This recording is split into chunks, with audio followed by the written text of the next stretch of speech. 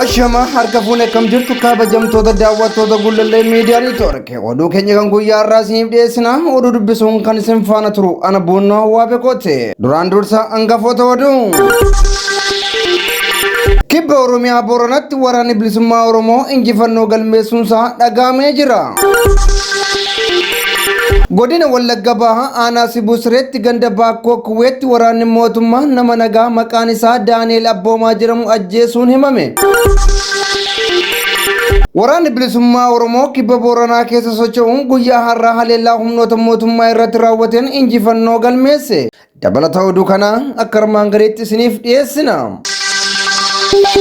Waraanni bilisummaa Oromoo kibba Booranaa keessa socho'uun guyyaa har'aa haleellaa humnoota mootummaa irratti raawwateen injifannoo galmeesse. Waraanni kun guyyaa har'aa naannoo magaalaa Hiddii Lolaatti kan geggeeffame waggaa ta'uun lola kanaanis waraanni bilisummaa Oromoo injifannoon xumuruusaa maddi keenya ifoomsee jira. Akka maddi keenya addeessetti lola kanaan humnoota mootummaarra miidhaan cimaan kan ga'e waggaa ta'uun isaan keessaas loltoonni mootummaa ajjaa battalumatti waggaa du'aan adabaman 9 immoo madeeffamaniiru. Waraanni mootummaas loltoota isaa ajjeefaman gatuun warra madoofte yaallachuuf gara mana yaalaa magaalaa Hiddii Lolaa jirutti geeffachuun dhagahamee jira. Godina Wallagga Bahaa aanaa Sibuu Sireetti waraanni mootummaa nama nagaa ajjeesuun himame. Godina Wallagga Bahaa aanaa Sibuu Sireetti ganda Baakkoo Kuweetti waraanni mootummaa nama nagaa maqaan isaa Daani'eel Abboomaa jedhamu ajjeesuun himame. Daani'eel dargaggoo nagaa fi barataa kutaa 9ffaa waggaa ta'uun waraanni mootummaa mana jireenya isaa dhaquun fuudhanii deemuun ija maatii duratti rasaasa itti roobsuun ajjeesuun hubatamee jira. Barataan kun sababa tokko malee kan ajjeefamee fi balleessaa kamirraayyuu bilisa ta'uu isaa maddi keenya ifoomseera. Aanaan Sibuu Siree aanota godina Wallagga Bahaa dararaa hamaa keessummeessaa jiran keessaa ishee tokkodha. Artisti Caalaa Bultumee qaamota hin beekamne yaaliin ajjeechaa irratti geggeeffamuun ibsame. Bal'ina isaa akka armaan gadiitti isiniif dhiyeessina. Yaaliin ajjeechaa artisti Caalaa Bultumee irratti geggeeffame hoteela Atileet Qananiisaa Baqqalaatti waggaa ta'u sabab isaa garuu hin ifoofne. Haa ta'u malee akka miidhamaan Caalaa Bultumee jedhetti gareen faannoo jedhee hoofaamu ijaaramuun hoteela Qananiisaa dhufuun haleellaa irratti raawwachuu fi innis konkolaataa isaa kaafachuun baqachuuf yaalus hanga mana isaatti isa hordofuun miidhaan isaaf konkolaataa isaarra ga'uu ibsee jira. Weellisaa Caalaan karaa fuula miidiyaa hawaasaa akka jedhetti ani ijoollee koof jecha nama ajjeesuu hin barbaanne abbaan koos nama ajjeesee ofii isaatiifis du'eera rakkootti guddanne anis gocha kana irra deebi'uu hin barbaadu jechuun barreessee jira. Haa ta'u malee kanaan dura lubbuun ilma Oromoo Maamman Saanii jedhamu harka nama kanaatti baduun kan himamu waggaa ta'u akka aadaa Oromootti gumaan kaffalamuun himameera. Artistoonni Oromoo hedduun garee mootummaa biyya bulchaa jirutti hirkachuun akka feete ta'uu fi jireenya abbaa dabaree jiraachaa jiru. Gama biraatiin gareen faannoo jedhamee hoofaamu magaalaa Finfinnee keessatti wal ijaaruun namoota Oromoo ta'an irratti haleellaa raawwachaa jiraachuu fi ukkaamsuun ajjeesanii gataa turaniiru. Kanaafuu gochi yaalii ajjeechaa artisti Caalaa irratti raawwatame gocha farreen Oromummaa raawwatanidha moo gocha walitti bu'insa dhuunfaaf raawwatame ta'uunsaa wanti beekame hin jiru. Gareen Fixxaleessaa Amaaraa faannoo jedhee hoofaamu godina Horroo Guduruu Wallaggaa fi kaaba Shaggar Goolaa jiraachuun himame. Dabalata oduu kana akka armaan gadiitti isiniif dhiyeessina. Humni Fixxaleessaa faannoo jedhee hoofaamu dugda mootummaa abjuu nugusummaa qabu Abiyyi Ahmed irra taa'uun ijaarame babal'achaa ture bara kana biyyattiif yaaddoo nageenyaa ta'uunsaa ni beekama. Gareen kun mootummaa Itoophiyaa amma biyya bulchuuf yaalaa jiru butuun siyaasa qeenxummaa fi doofummaa saboota biyyattii keessa jiraatan irratti fe'uuf yaalaa tureera. Lammiilee biyyattii maqaa addaatti baasuun kan arrabsu faannoon meeshaalee deeggartoota isaa irraa fudhatee fi kanneen caasaaleen mootummaa federaalaa isaaf kennan fayyadamuun sablammoota biyyattii daguugaa jira. Matakkal kiyya jechuun gumuzoota akka baalaatti erga harcaasee booda fuula isaa gara Oromiyaatti deeffachuun aanota Shawaa Kaabaa keessatti argaman kanneen akka Darraa fi Miinjaar Kooti jechuun dhaadachaa tureera. Walmorkii siyaasaaf dandeettii kan hin qabne faannoon haleellawwan tasa baneen lubbuu namoota nagaa hedduus balleessee jira. Haaluma kanaan guyyaa kaleessaa fi har'aas godinaalee Shawaa Kaabaa fi godina Horroo Guduruu Wallaggaa irratti yaalii weeraraa yaalus humnoota waloo waboo fi uummataan haleelamee deebifamee jira. Gareen kun jeequmsa naannoo Amaaraa keessatti kaaseen humnoota mootummaa federaalaan haleelamaa jiraatus kasaaraa isaarra gahaa jiru dachee Oromiyaa irratti fooyyeffachuuf jecha Oromiyaa dirree jeequmsaa gochuuf yaalaa jira. Gareen kun guyyaa kaleessaan Horroo Guduruu Wallaggaatti qabeenya Oromootaa hedduu saamuun kan fudhate waggaa ta'uun namoota nagaa ajjeesuun isaas himameera.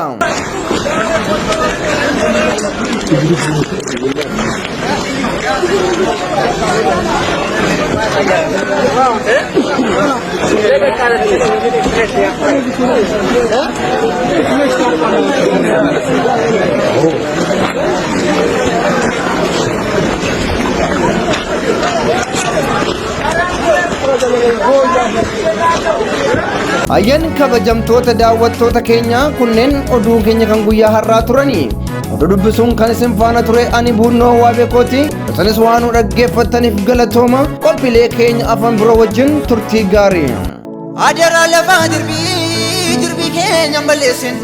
Chaalifoonee guddannaa yoo sudee gamoonna. Naadara sabaananaa yaa sabaa balaananaa. Seenaa keenya balleessin booda walii mul'annaa duuba walii dubbannaa. Yaa biyya caalii shoonee jirtu yaa warraa iluu. Yaammu seenaan koo badu yoo sirbi durbaa badu maal jaarsi biyyan jiru.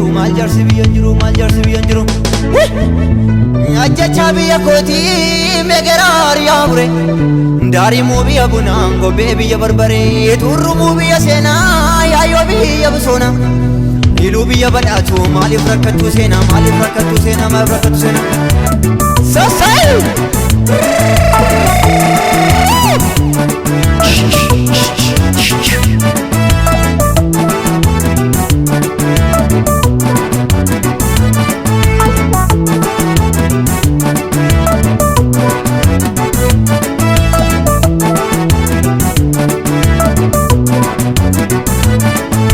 Ya shori shoroko jadi tabadu gotu maroko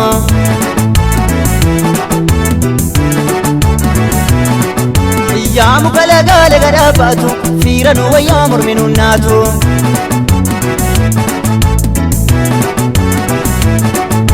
Sonsi degala legana batu iri walwame walimbakatu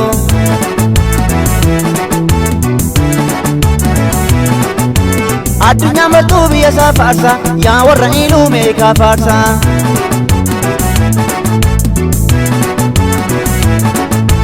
Onni ati naattuu sama baageessi diddee utaaltuus boruu gatteessi.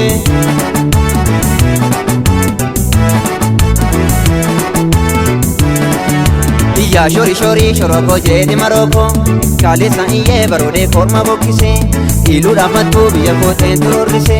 Kaalessa iyyee baroodee korma bokkise amboodhaaf arsii biyya kooteen turorrise. Eenyu roorrise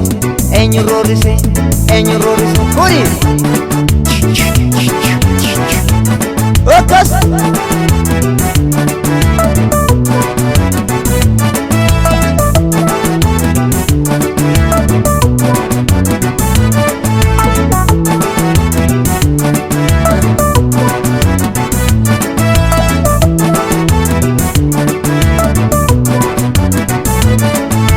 Goota babaasa addunyaa raasu warri Wallaggaa abdiisaa faarsu.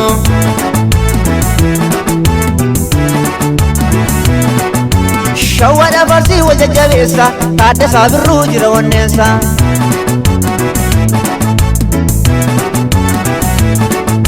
Faatansaa iluu warra Baaboora Beddelleef mattuu goreenna toola.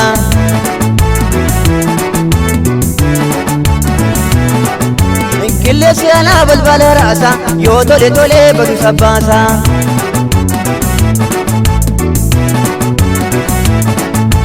Onneen xinnattuu sama baageessi diddee utaaltuus boruu gatteessi.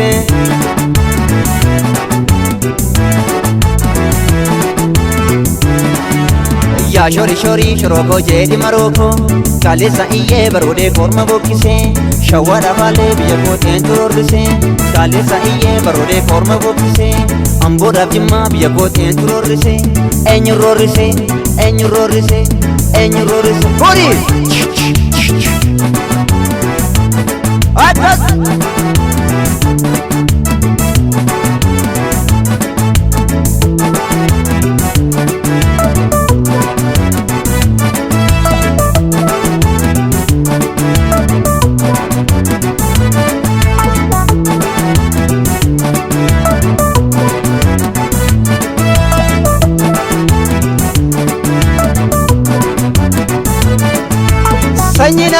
lafa balleessa alagaan sobee nama jabeessa.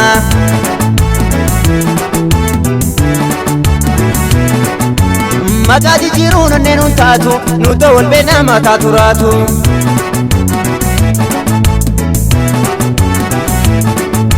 Sanyiin Oromoo goota hundeessa ilmaan Oromoo wal jajjabeessa.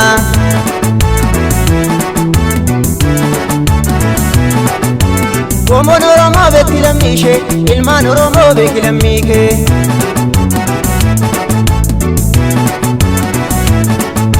Sanyiin Oromoo goota hundeessa ilmaan Oromoo wal jajjabeessa.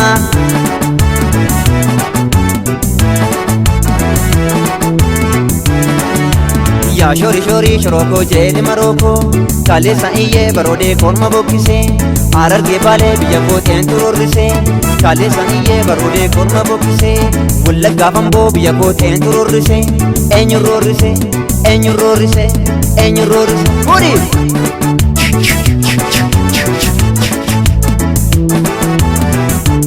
What?